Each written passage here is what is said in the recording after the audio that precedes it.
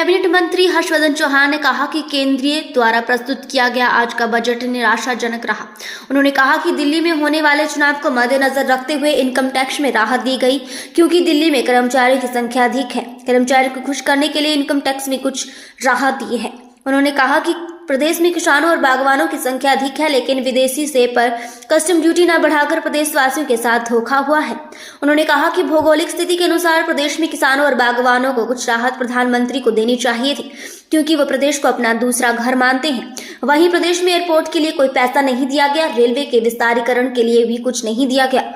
उन्होंने कहा कि प्रदेश को जो आशाएं थी उसके विपरीत प्रदेश के लिए बजट प्रस्तुत किया गया है। आज केंद्रीय बजट जो है माननीय फाइनेंस मिनिस्टर श्रीमती सीतारमण जी ने प्रस्तुत किया, पार्लियामेंट में प्रस्तुत किया है, मगर हिमाचल की जो आशाएं और आकांक्षाएं थी उन पे जो है वो पानी फिरा है।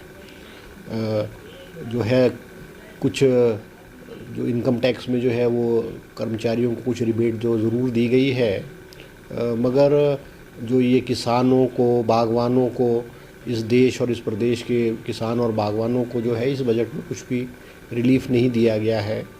हमें अपेक्षा थी कि सेब की जो इंपोर्ट ड्यूटी है वो 50% से बढ़ा करके 100% कर दी जाएगी, क्योंकि हमारी इकोनॉमी, सेब की इकोनॉमी हिमाचल की है और पिछले कुछ अरसे से सेब को जो है दाम जो है अच्छे दाम नहीं मिल रहे हैं, क्योंकि बाहरी देशों से जो सेब आ रहा है वो भी हमारी जो मांग थी वो पूरी नहीं हुई है।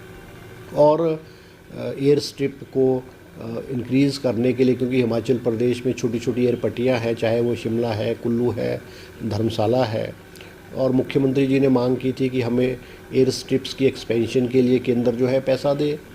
उसमें भी जो है हमें कोई पैसा नहीं दिया गया है। रेलवे की एक्सपेंशन के लिए, रेलवे नेटवर्क के एक्सपेंशन के लिए भी जो है वो हिमाचल प्रदेश को कुछ नहीं दिया गया है। तो मुझे लगता है हिमाचल प्रदेश को जो है वो झुंझुना जो है वो माननीय फाइनेंस मिनिस्टर ने जो है वो पकड़ाया है। और हमारा जो मांग थी, जो हमारा हक था, जैसे हमारा PDNA का पैसा केंद्र में फंसा हुआ है, उसके बारे में भी कोई जिक्र नहीं किया है। हमारा पिछला पैसा जो है वो रुका हुआ है, और हमारा जो NPA का 9,000 करोड़ रुपया है वो भी केंद्र के पास फंसा हुआ है। अब क्योंकि स्टेट ने OPS लागू किया है, उसके बारे में भी कोई जिक्र नहीं किया गया। तो ये जहाँ तक हिमाचल प्रदेश के नज़रिए से अगर इस बजट को देखा जाए तो हिमाचल प्रदेश के लिए निराशाजनक बजट रहा है। इस बजट में हिमाचल प्रदेश के लिए कुछ भी नहीं है। इस बजट में किसानों के लिए, बागवानों के लिए, आम आदमी के लिए कुछ भी नहीं है।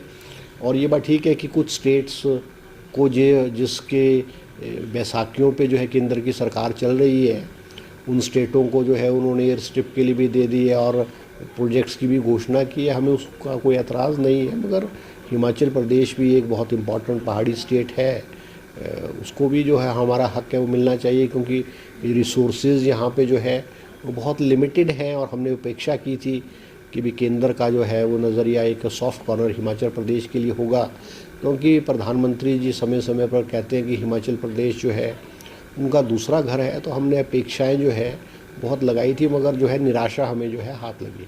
आपको क्या रुपये पिछले 2023 में हिमाचल प्रदेश में बड़ा नुकसान हुआ, 10,000 करोड़ रुपए का नुकसान हुआ है, और गवर्नमेंट ऑफ इंडिया ने हमें उसकी तुलना में जो है हमें कुछ भी नहीं दिया है। हमारे PDNA का जो पैसा है वो आज भी केंद्र के पास हमारा लटका हुआ है, और जो चीज़ें हैं वो उसका पैसा भी लटका हुआ है। हमारे जो सेंट्रल इंटरस्टेट डिस्प्यूट्स है वो भी केंद्र ने सेटल नहीं किए गए हैं।